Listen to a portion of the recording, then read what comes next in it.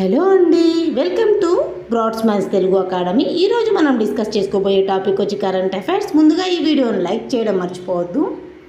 మీరు చేసే ఈ ఒక్క లైక్ వల్ల ఈ వీడియో అందరికీ రీచ్ అవుతుంది, యూస్ఫుల్ అవుతుంది. కొత్తగా చూసే వాళ్ళు ఎవరైనా ఉంటే సబ్స్క్రైబ్ చేసుకోవడం మర్చిపోవద్దు. మరిన్ని వీడియోస్ కోసం బెల్ ఐకాన్ని క్లిక్ చేయండి.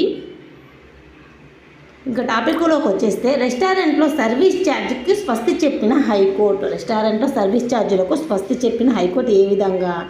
మీరు ఒకవేళ ఎప్పుడైనా బయట ఎక్కడైనా రెస్టారెంట్లో కానీ భోజనం చేసినప్పుడు కానీ అక్కడ యాజమాన్యం సర్వీస్ ఛార్జ్ అడుగుతుందా?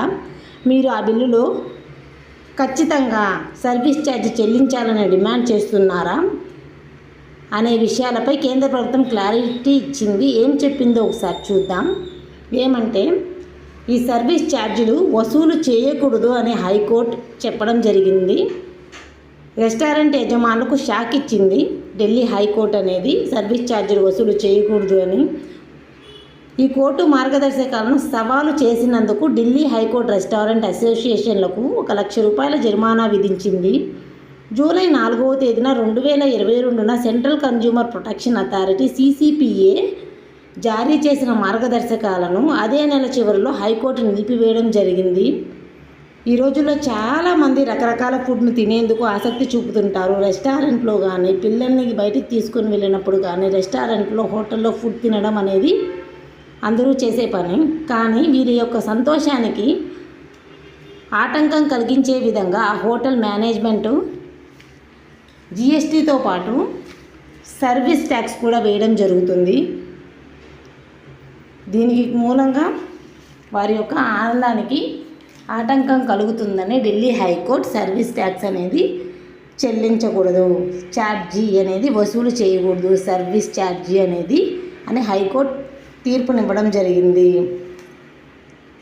అసలు ఈ కస్టమర్ అనుమతి లేకుండా రెస్టారెంట్ బిల్లులో సర్వీస్ ఛార్జీ వసూలు చేసుకోకుండా తెలిసి కానీ తెలియక కానీ ఆ బిల్లులో సర్వీస్ ఛార్జెస్ కానీ వేసినట్లయితే వారి మీద పిటిషన్ దాఖలు చేయవచ్చు.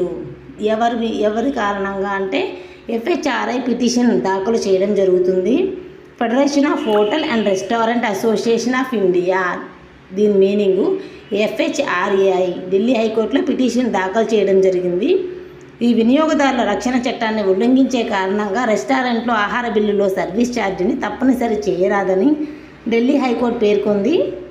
రెస్టారెంట్ యజమానులు బిల్లుపై సర్వీస్ ఛార్జీ విధించవద్దని కోరుతూ సెంట్రల్ కన్జ్యూమర్స్ ప్రొటెక్షన్ అథారిటీ మార్గదర్శకాలను చెల్లుబాటును ఢిల్లీ హైకోర్టు తన నిర్ణయంలో సమర్థించింది. CCPA మార్గదర్శకాలను హైకోర్టు సమర్థించడం జరిగింది. రెస్టారెంట్ అసోసియేషన్కు హైకోర్టు జరిమానా. హైకోర్టు అనేది జరిమానా విధించింది కదా, 1 లక్ష రూపాయలు. కోర్టు మార్గదర్శకాలను సవాలు చేసినందుకు ఢిల్లీ హైకోర్టుకు 1 లక్ష రూపాయలు జరిమానా విధించడం జరిగింది. ఇక్కడ service charge not mandatory, restaurant can leave it in Delhi high court. Service charge అనేది తనకు తానుగా స్వచ్ఛందంగా ఇవ్వాలి, అదే కానీ మేనేజ్మెంట్ బలవంతంగా కానీ లేదా ఏ విధమైన కారణం చేత కానీ చెల్లించకూడదు, అంటే వసూలు చేయకూడదు అని హైకోర్టు జరిమానా ఇవ్వడం జరిగింది. జూలై 4, 2022 సెంట్రల్ కన్జ్యూమర్ ప్రొటెక్షన్ జారీ చేసిన మార్గదర్శకాలు. ఒకవేళ సర్వీస్ ఛార్జ్ డిమాండ్ చేస్తే మనం ఫిర్యాదు చేయవచ్చు.